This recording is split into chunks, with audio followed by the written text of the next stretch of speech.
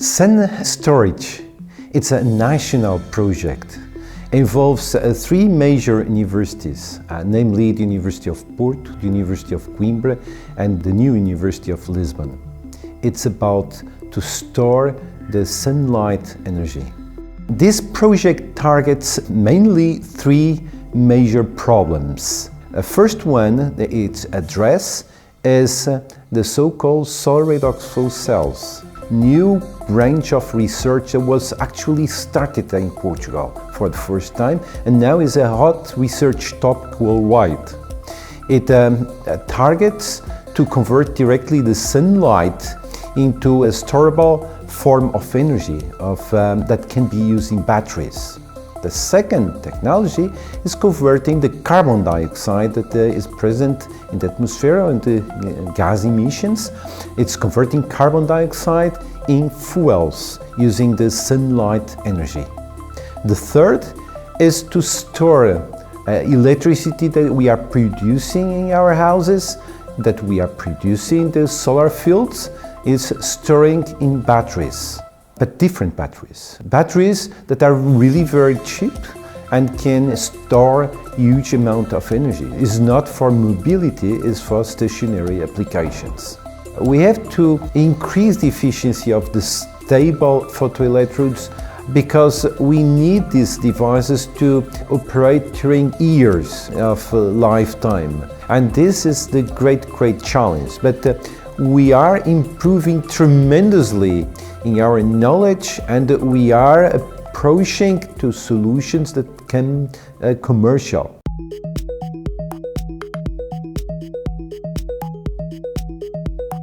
We are developing a redox flow battery. This is one of the technologies proposed in the SunStorage project. The main goal is to store energy from renewable sources of energy such as sun or wind. In this lab we developed the all vanadium redox flow batteries. This is a specific case where just vanadium is used in this kind of technology.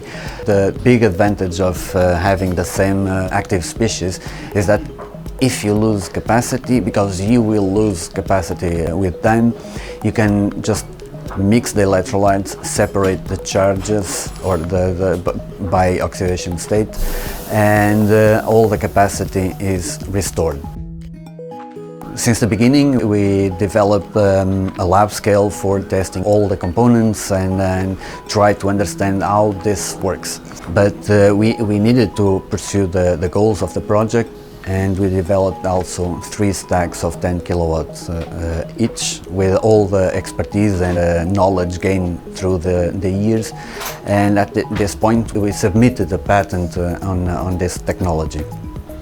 In the near future, what we want to do is reduce the size of this kind of system, because they have low energy density, so we need to improve other issues in the battery. The way the electrolyte is being fed to the reaction zone, the electrochemical activity of the electrodes, the membrane itself. If we have a better performing battery, we can in fact reduce the size of a system, becoming this technology much more appealing to the end customer. In the redox flow batteries that we are studying in the Coimbra Chemistry Center, we are developing new electrolytes to replace the conventional vanadium with anthracenones, red lakes and acridone derivatives. And also we are trying to find a new membrane to replace the Nafion membrane, which is a very high cost membrane. The SPIC membrane that we are developing here is much cheaper, and it also is resistant to higher temperatures and to higher pressures, which are important criteria for developing redox flow batteries. We are working with ionic liquids as an alternative class of organic salts. They can be defined as low melting organic salts, in some cases liquid, at room temperature, and possessing peculiar properties, in particular a high stability, chemical and thermal stability, and a low volatility.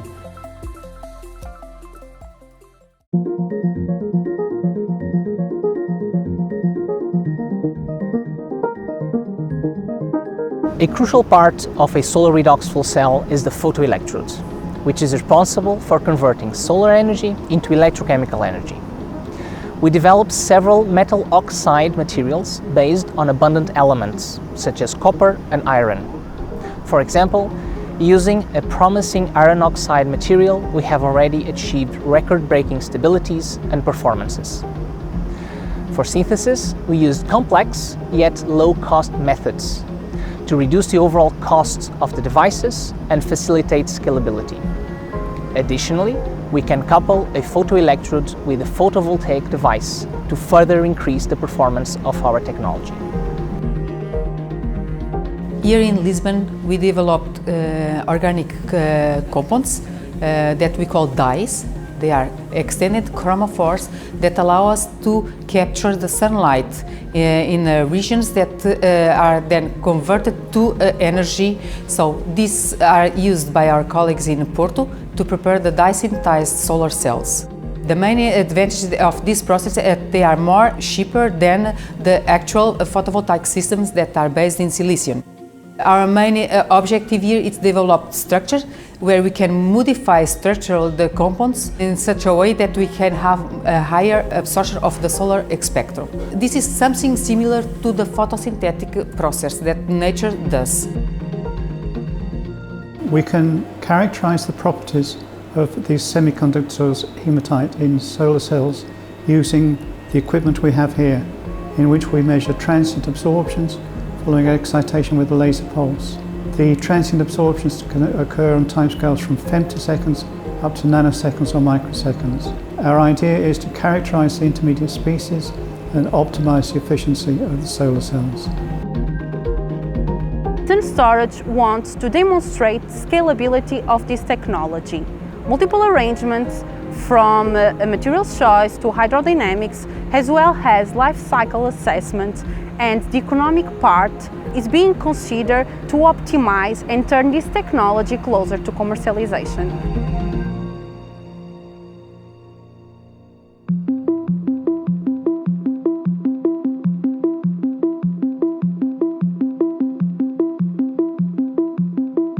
We are developing a process that uses CO2 capture from industrial emissions and convert it into fuels. So instead of letting it into the atmosphere causing pollution, we convert it into useful chemicals.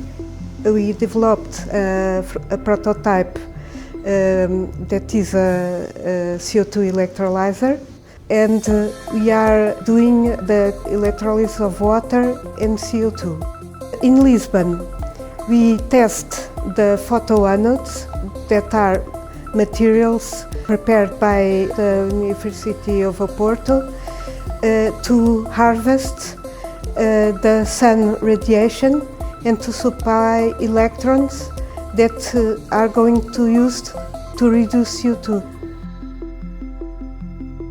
Ionic liquids are a very important component in this project, according to the possibility to use as designer materials, and in particular for the photoelectroreduction of CO2, it's possible to use as electrolytes in combination with water and take advantage of some of properties of the ionic liquids, such as the high affinity to CO2, the high electrical conductivity and the high electrochemical stability, and these three specific properties can improve the use of this system in the photoelectroreduction of CO2. We are looking to the transformation of CO2 into methanol using catalysts that are porphyrin-based catalysts developed by us here in Coimbra.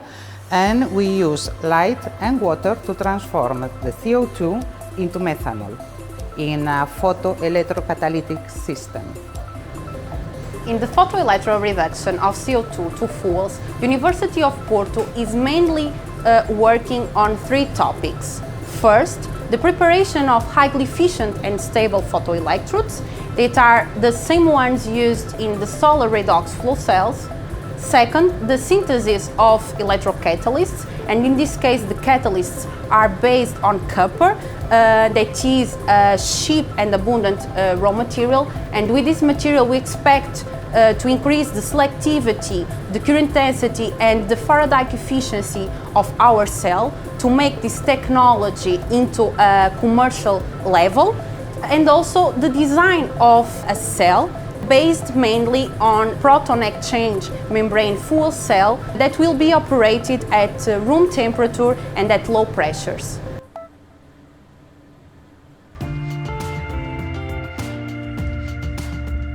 The institutions, like the countries, are not the places, are the people and their decisions. So if we are pioneer, it's because people are pioneer. It's not only the researchers, but the country itself, because everything is interconnected. I'm very confident in this project and in the results we are obtaining and we will obtain until the end of the project. My team, the other universities involved teams are really engaged in producing meaningful results. I hope that by the end of the project some of these technologies become commercial and others will grow inside, and this project gave the opportunity for that, and one day soon, eventually, they will also reach the market, and Portugal will take more advantage of the sunlight, like in the past took advantage of the oceans to bring together the earth in the first worldwide village. That was an invention by Portugal. We want also to take advantage of the sunlight, do this made in Portugal.